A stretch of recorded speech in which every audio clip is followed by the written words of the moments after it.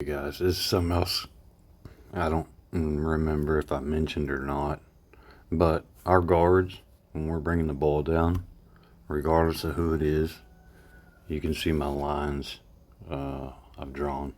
I just use a tablet or phone app to draw them out, but we've got to keep it, you know, in that vicinity, right, middle third of the court, because once we get the ball, let me go back to my regular pen. Once we get the ball, over into, say, these areas. Oh, whoops, it left it at the arrow, but that's okay. Once we get over into these areas,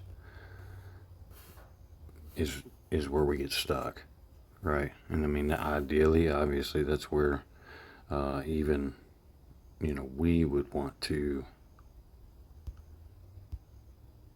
trap.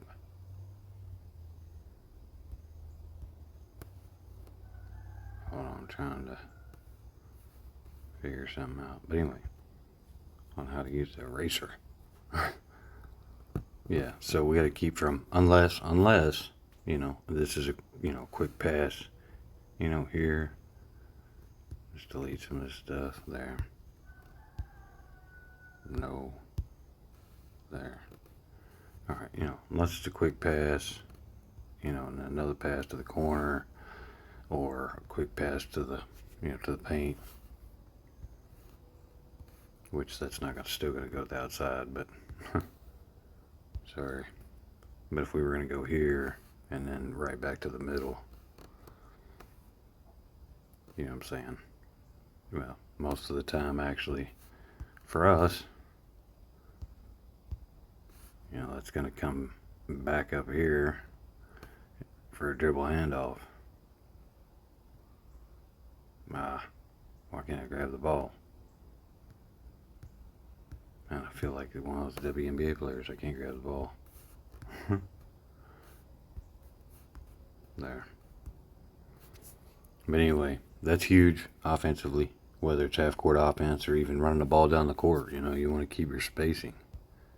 We always talk about floor spacing, right? We can't, offensively speaking, regardless if we're running, one drag, two drags, and a player coming around off of those, the rest of the people, have got to get out of here. Go.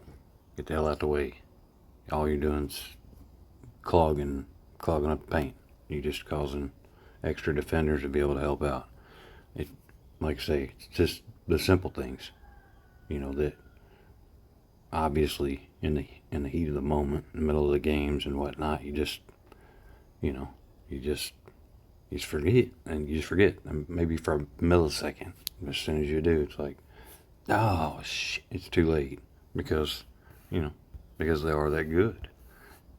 Athletically speaking, they are that good, and like I said, we talked on court sides, um, live last night, is, it's not that the product necessarily is bad. There are a lot of great players in the W. I think a lot of the issues come down to the organizations, and we always like to say, it goes from the top down. So if the top sucks, then it's going to suck all the way down. Um, I think better coaching, right? Maybe GM.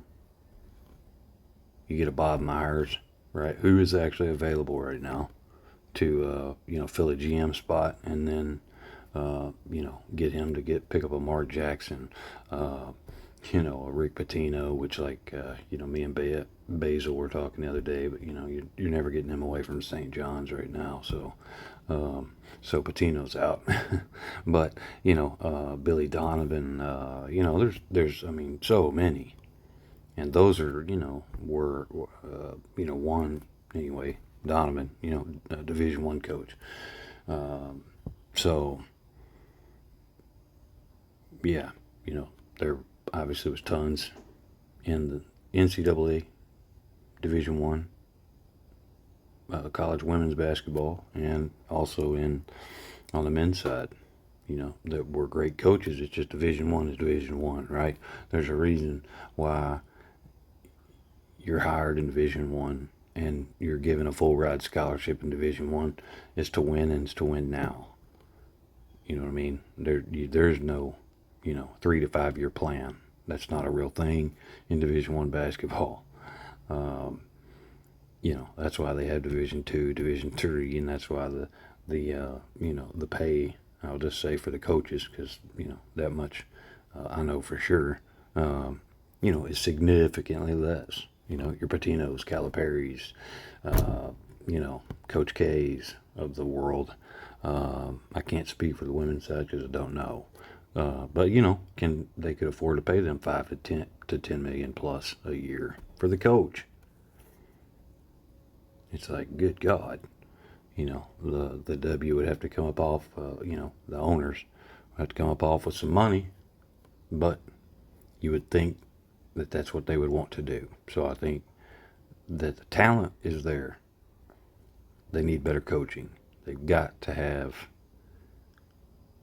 these people that are well respected across the board when it comes to basketball, and have those guys. Have your Tom Thibodeau facing Mark Jackson. You know what I mean? That you talk about not just CCB and box office. Now we got box office. Now we got a reason to watch, because I want to see if Mark Jackson can outcoach Tom Thibodeau or whoever it may be.